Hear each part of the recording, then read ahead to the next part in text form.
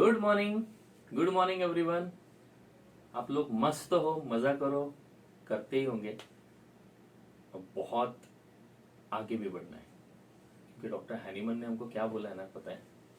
Doctor Hahnemann ने aphorism number 9 में एक चीज बहुत अच्छी लिखी। क्या लिखी है कि आप एक हायर पर्पस के लिए हो, आपका इंटेलेक्चुअल जो ब्रेन है, आपका जो इंटेलिजेंस है, उसको हायर पर्पस के लिए यूज करना है। So I am doctor Sonal Panchbhai. I welcome you all to my YouTube channel Nexus homeopathy. अभी तक आपने अगर सब्सक्राइब नहीं किया होगा तो सब्सक्राइब कर लो, लाइक भी कर लो।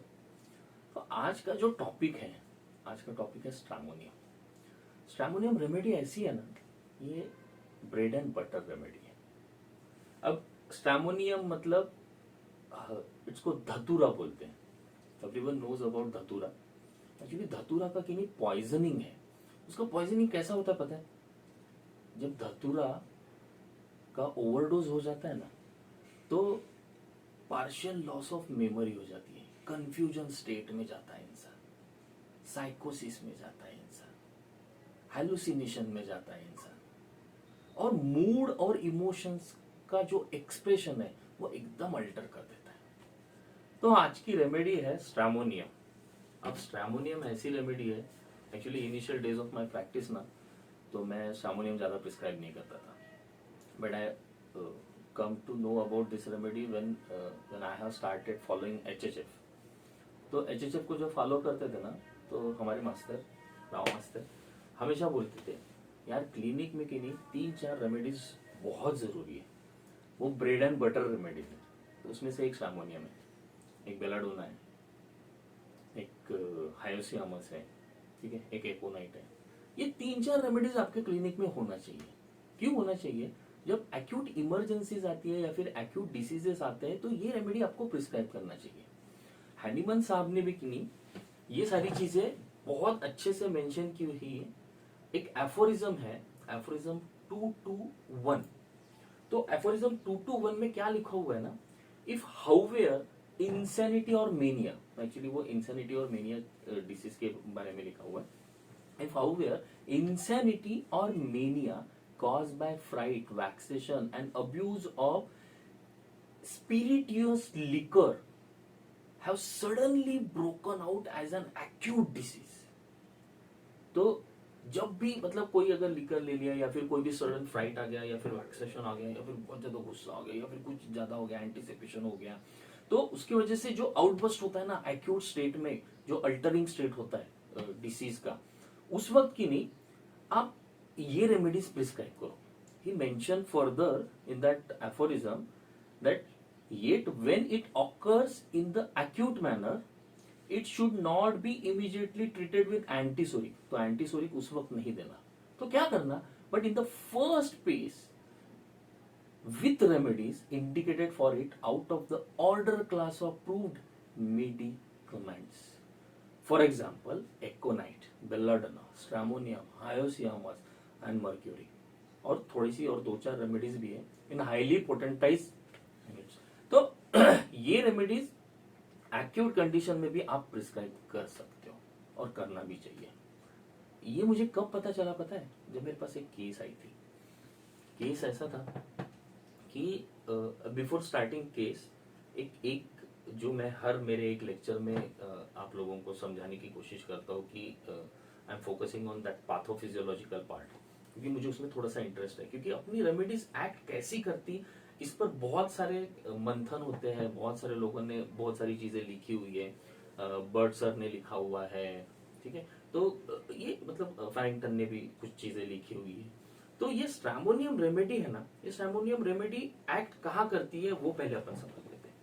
अब स्ट्रैमोनियम है, धतूरा है, और आपको जैसे बताया कि धतूरा का पॉइजनिंग होता कैसा है, तो धतूरा का पॉइजनिंग ब्रेन को पूरा कंफ्यूज कर देता है। तो सेम ये रेमेडी का एक्शन भी सेरेब्रोस्पाइनल सिस्टम पे है। अब सेरेब्रोस्पाइनल सिस्टम पे एक्ट करके रेमेडी करती क्या है? तो डिरेंजमेंट करती है ऑफ सेंसोरी, मतलब फंक्शन ऑफ ब्रेन जो है उसको डिरेंज कर देती है। मतलब हेल्दी स्टेट रहा तो उसको कंफ्यूज स्टेट में लेके जाएगी, एक डिलीरियस टाइप ऑफ कंडीशंस वहां पे लाने की कोशिश करेगी। मतलब इतना वायलेंट डिलीरियम आएगा और कंजेशन आएगा कि you will you will surprise कि यार ये क्या हो रहा है क्या नहीं हो रहा है. सो ये रेमेडी मैं जब एचएचएफ में जुड़ा तो मैंने जब तब फर्स्ट टाइम देखा था. तो जैसे ही मैंने वो रेमेडी पढ़ी, थोड़ा सा हम लोगों को समझाया, तो समझने के बाद फिर मैंने मतलब जस्ट एक ऐसा ही व्हाट्सएप ग्रुप पे एक मुझे मैसेज आया कि doctor Sonal can you help this patient, आप कुछ कर सकते हो क्या. तो मैं बोला ठीक है. तो केस थी ऐसा, आप वो केस देखिए. तो मैं थोड़ा सा एक बैकग्राउंड दे देता हूँ केस का. बैकग्राउंड इन द सेंस, मुझे व्हाट्सएप पे ग्रुप पे आया, वो वीडियो उन्होंने डाला कि she is in intense pain, acute pancreatitis है और सारे मेडिकेशंस देके हो गए थे. She was admitted in something नहीं समथिंग ब्रह्मपुरी. तो मेरा एक दोस्त है doctor Shrikant Bansod, I just thank you him, क्योंकि क्या है ना, उसने मुझ पर फेथ रखा एंड उसके वजह से मैं ये रेमेडी उसको प्रिस्क्राइब कर सका और हम लोगों ने उसको पेन से निकाला. डॉक्टर श्रीकांत बंसोड़ का हॉस्पिटल है, वहाँ पे वो एडमिट थी. तो सारी जगह से सारे मेडिकेशंस तो लेके आ गई थी and everyone has referred her to GMC. Nagpur में जाओ वो आप, वहाँ पे तो कुछ हो नहीं सकता क्योंकि she is in intense pen. तो श्रीकांत ने मुझे मैसेज किया, मतलब ग्रुप पे ही मैसेज किया कि Sonal can you do anything for this pain. तो मैंने देखा वो वीडियो, आप ये वीडियो देख लो, ठीक है. तो आप ये वीडियो देख लो और उसका फॉलोअप भी देख लो, ठीक है. क्या करूं क्या करूं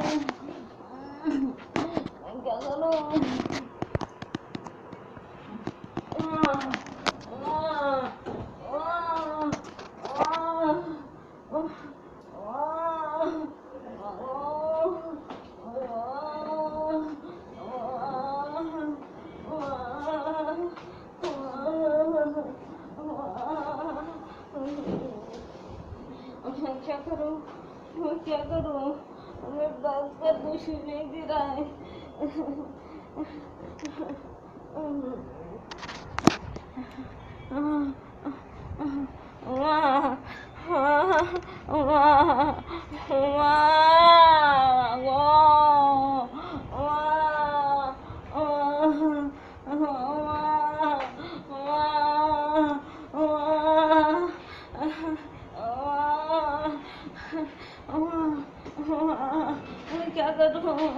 मैं क्या करूं. बहुत ज्यादा दर्द है ना. कहाँ पे है, कौन सी जगह में ज्यादा दर्द है. पूरा पेट हाँ? छाती लेकर दर्द हो रहा है. क्या करूं. डॉक्टर साहब ऐसा सुई तो मैं मर जाऊंगी.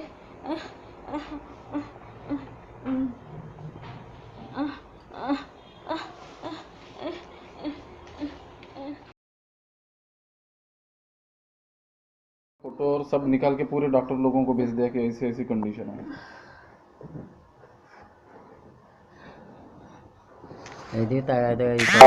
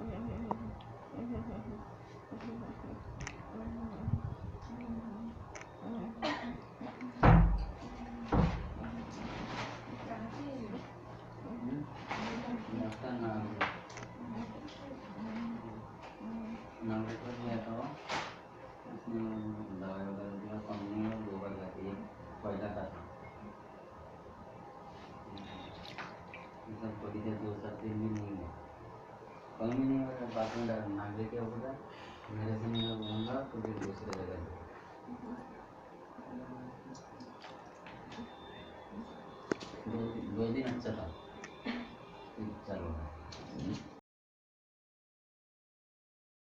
मेडिसिन चालू रखेंगे ना? ओके। अच्छा लग रहा है ना?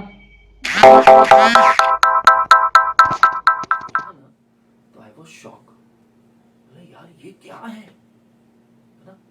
आपका भी फीलिंग शायद वैसा ही आया होगा। थोड़ा सा हमने उसको ब्लर किया हुआ है, इसलिए ब्लर किया है क्योंकि थोड़ा सा प्राइवेसी इशू आता है। मैंने वैसे परमिशन तो ले लिया है, पर थोड़े प्रॉब्लम्स आते हैं अननेसेसरीली, उसको टालने के लिए हमने उसको ब्लर किया हुआ है।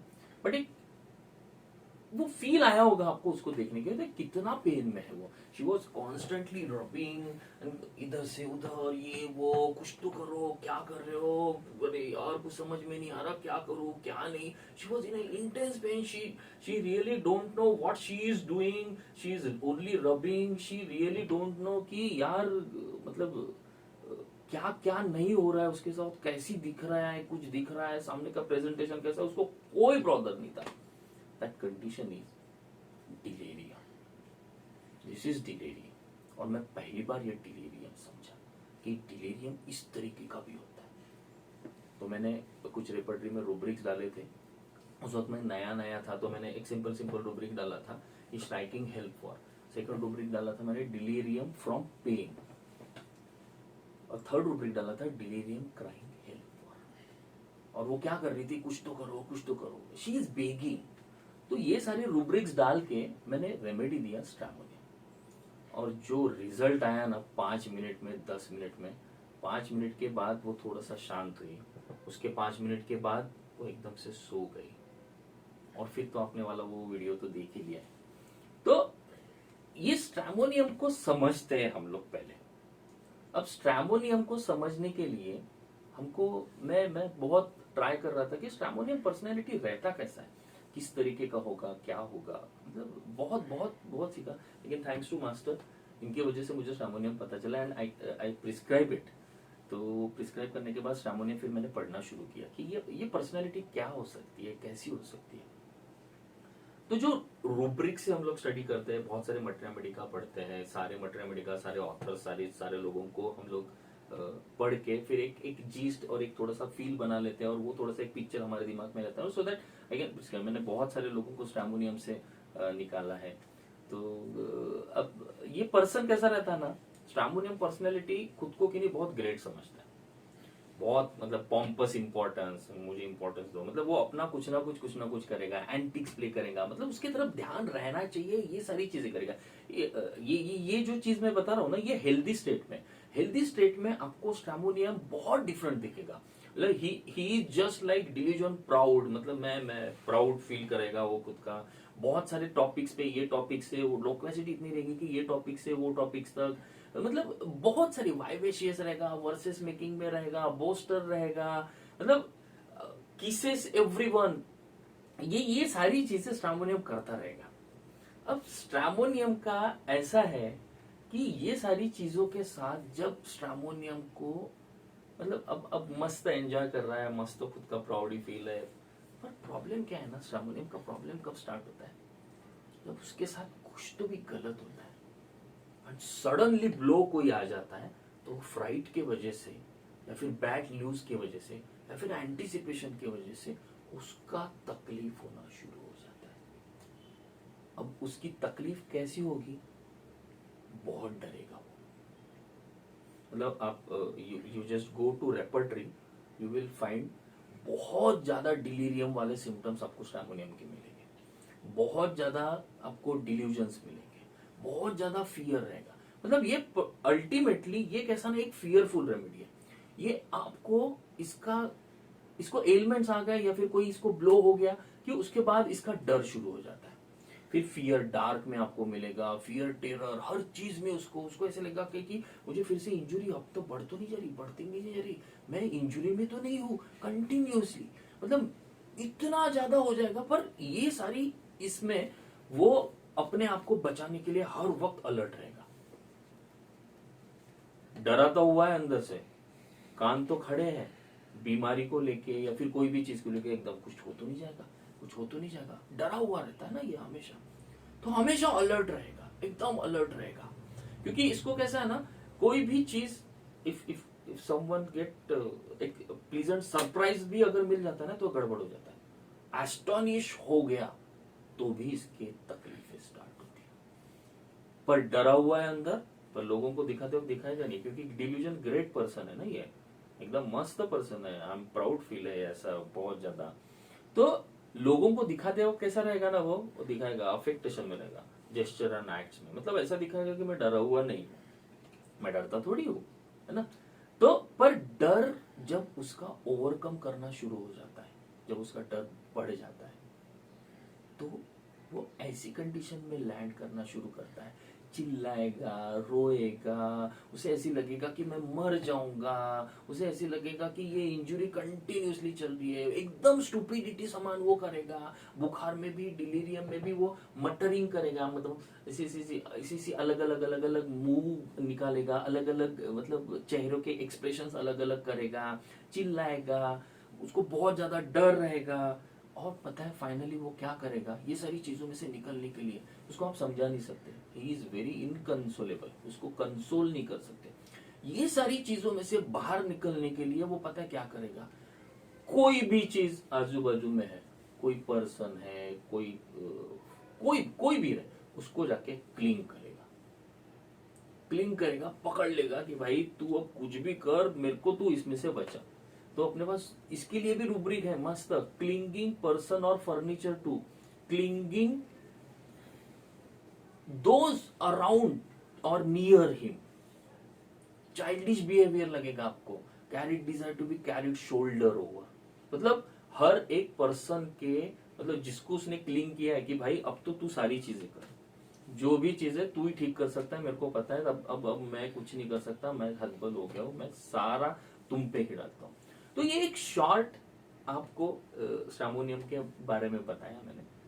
स्ट्रैमोनियम वैसे तो बहुत बड़ा रेमेडी है, इसको एक वीडियो में तो बनाना बहुत मुश्किल है, पर एक छोटा आपको टिप देता हूँ कि जब क्लिनिक में कोई पेशेंट आता है और बहुत ज्यादा डरा हुआ रहता है, ऐसा रहता है, और थोड़ा सा आपके सामने नहीं मैं डरा नहीं हूँ डॉक्टर साहब, स्पेशली वो बच्चे रहते हैं ना, बच्चे जब क्लिनिक में आते हैं तो माँ बाप बोलते हैं कि चलो ठीक है, चलो डॉक्टर साहब इसको एक इंजेक्शन लगा दो, हाँ लगा दो इंजेक्शन, मैं क्या डरता हूँ क्या, पर डर भी है अंदर। This is gesture and act scene, मतलब affectation, gesture and act scene.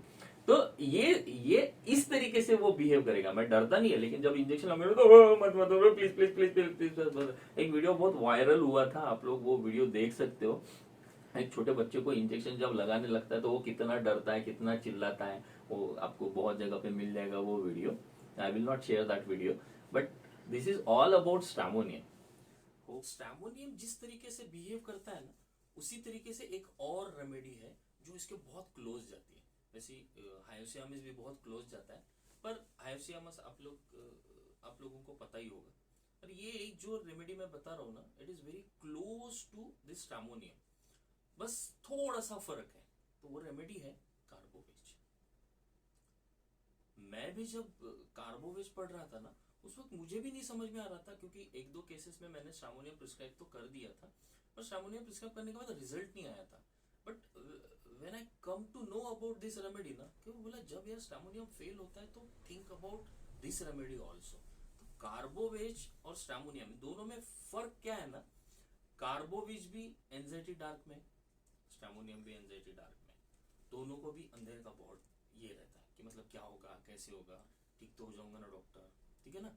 दोनों भी डरते हैं, दोनों भी फियर डार्क में है, दोनों को भी सफोकेशन का डर लगता है, ठीक है, दोनों को भी मतलब इस तरीके से डर रहता है, दोनों भी एकदम क्लिंग करते हैं, दोनों भी क्लिंगिंग है, बस स्ट्रैमोनियम चढ़ जाता है, carried desire to be carried shoulder over, आप ही मुझे ठीक करो, आप ही मुझे ठीक करो। ये जो है ये क्लिंगिंग रेस्टलेसनेस विथ, ऐसा रूब्रिक है। तो बस बेसिक डिफरेंस क्या है दोनों रेमेडीज में, उतना मैं आपको बता देता हूं, हम लोग जब कार्बोवेज करेंगे तब डिटेल में इसको पढ़ेंगे। स्ट्रैमोनियम क्लिंग करेगा, स्ट्रैमोनियम उसको पकड़ेगा, छोड़ेगा नहीं, कुछ नहीं करेगा।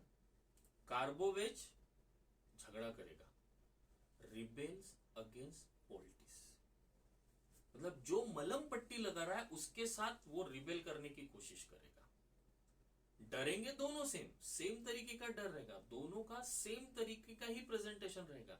बस एक गवर्नमेंट है, इसको ये खाना पीना नहीं छोड़ेगा, स्ट्रैमोनियम कॉशियस हो जाएगा कि नहीं यार अब मुझे इससे हुआ है ना तो मैं इससे फिर से तकलीफ में ना जाऊं, इसलिए वो खाना छोड़ देगा। लेकिन ये कि नहीं ठीक है ना यार, खा के देख लेता हूं, तकलीफ ही होगी ना, देख लूंगा।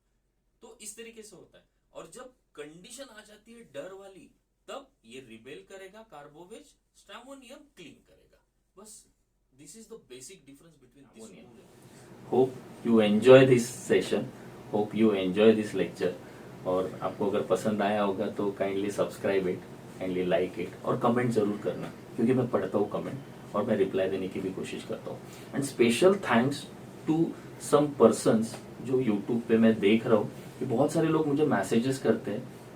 मैसेजेस में वो लोग बोलते हैं कि सर हमारा बच्चा आईसीयू में एडमिट है, सर हमारा यहाँ है। तो कैसा ना, मैं यूट्यूब पे बहुत ज्यादा एक्टिवली तो वो मैसेजेस यूट्यूब पे नहीं देख सकता हूँ। मेरा मोबाइल नंबर है, आप मुझे डायरेक्टली मेरे व्हाट्सएप पे भी आप मुझे कॉल भी कर सकते हो, व्हाट्सएप पे मुझे आप मैसेज कर सकते हो, so that I can react more fastly. तो हम लोग